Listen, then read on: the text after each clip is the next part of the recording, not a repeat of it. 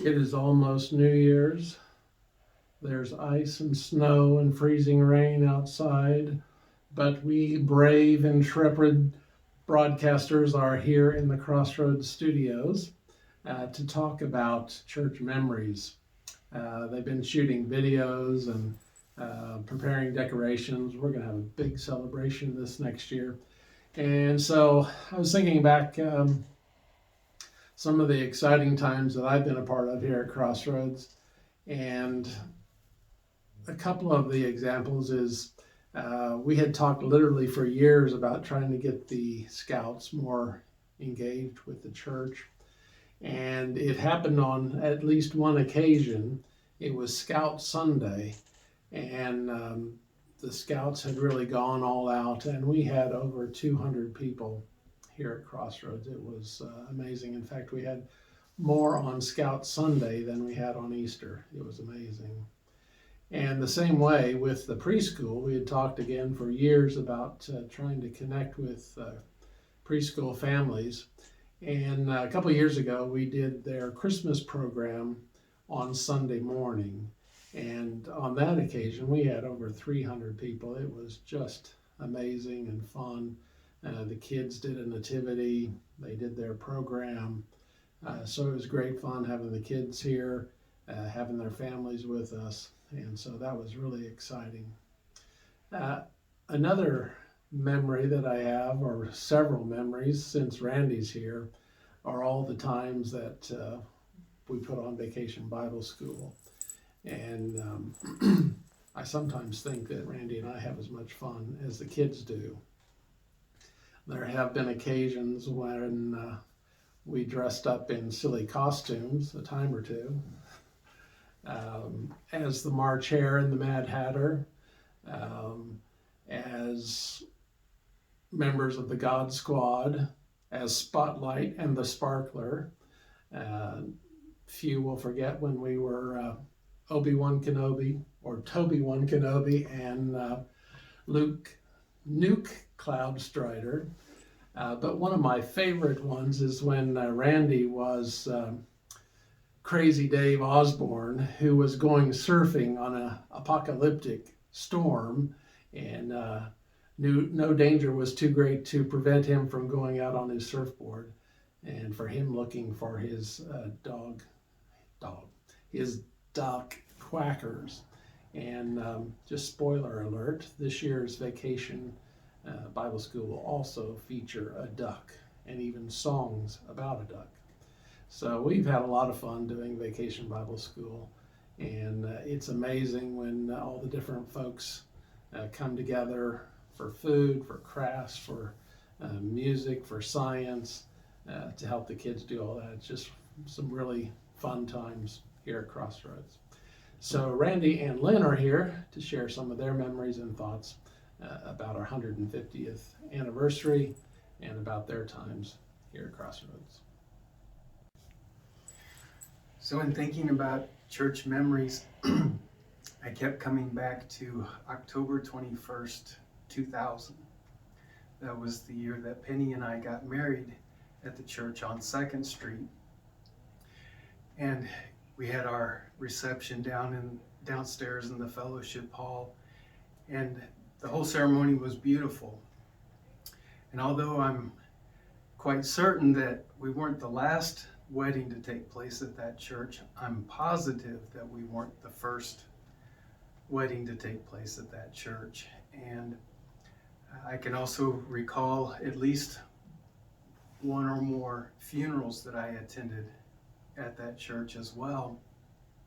So there's a lot of history of journeys that began and that ended at the old church. And the reason I bring that memory up in particular is to kind of help Lynn out, that some of you folks in the church also share those types of memories, and it would be nice to get those documented and shared with the rest of the congregation.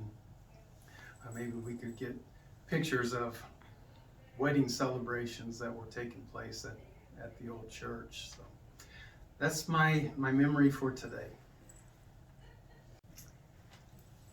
I have a shorter time period of memories probably than Randy, but longer than Sid's. So I started thinking about it, and I clearly remember our first Sunday here. Mark and I had stayed in Colorado long enough to finish the Living Last Supper that he had been doing out there for several years. So we finished that up, and we stayed to have Easter with our Colorado church friends, and then piled everything in. It ended up being, we had given away tons of stuff because this was a big move, and we knew this was going to be our last move, so we really had cleaned. But we ended up with Mark driving a U-Haul with a trailer that we hadn't expected to have on the back of it, and me following behind and trying to stay together from northeastern Colorado to Belton. And we arrived here on Saturday, the 6th of April, but Lynn, ever thinking, had church clothes on top of all the junk. So we got everything out of the U-Haul and the trailer and got those turned in up in Grandview, and everything was in the garage and a few things hauled upstairs. So Sunday morning came, and we had the clothes hanging in the closet, and we knew where the Belton Methodist Church was, and we got ourselves there. And it should have been a really small crowd. Traditionally, the Sunday after Easter is one of the lower Sundays, but was a good turnout. And we came back and had already divested ourselves of our Sunday clothes and were in our ratty working clothes, and the doorbell rang. And there was this red-haired lady standing there with a little loaf of bread and a little pottery cup with a cactus in it, and the warmest smile. And we got acquainted with Kayla Handley, with boxes everywhere. So that was our welcome to the Methodist Church in Belton. Other things that I could think of was probably, that was in April, so I know we had Christmas at the Belton Church, and the 12-foot tree that we struggled with this year to put up was over on the left side of the sanctuary, and it was covered in the handmade chrismons, and that was really pretty. I remember that. And then I remember that, maybe this didn't strike you, Randy, but I had not been, in all the churches we had attended, I'd never had anointing with oil offered at the end of a service. And Jeff frequently would ask if anybody wanted to come down to the altar and pray, and then offered the oil. So that really struck me as something very meaningful. And then probably in preparation for moving out here, there was a garage sale in the parking lot, and that enabled us to donate Mark's dad's pickup. And we thought that was pretty cool. Somebody that did not have a vehicle to get to work got a really inexpensive pickup. And the last memory that I had was the discerning meeting. Did you attend that, do you think?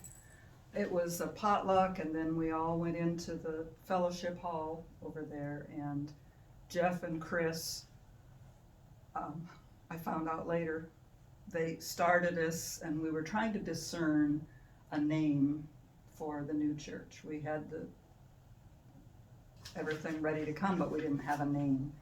And I found out later that they would start us all talking and thinking about it and have a prayer, and they'd run out in the hall and say, "We don't know what we're doing, is this working?" And we got our name. So those are my memories of the old church. So those are just a few memories that we have had, and I'm sure that you have many more. So as I think both Randy and Lynn said, please share your thoughts and memories. We really want to celebrate our church's memories over this year. There has been so much life lived in this church. As Randy mentioned, births, marriages, deaths, as I mentioned, Vacation Bible School, Children's Ministries, Scout Ministries. Um, as Lynn mentioned, administrative meetings and garage sales and outreach events. All those go to make a vital and wholesome congregation. And I know through the years, many people have really found that the church sustained them and supported them and strengthened them, particularly during difficult times. And so I would encourage you to reach out to Lynn and maybe to record a video or to one of the ladies like Tracy and Penny who are putting together the display, that you might have an item or a suggestion for part of the display. We want everyone to be involved. I'm thinking also of the cookbook. If you've got a recipe, make sure and get that in. We're going to have all sorts of fun this year, and we want you to be a part of it. So here from the ICY Crossroads Studios, we wish you a happy new year and a great 150th anniversary in 2021.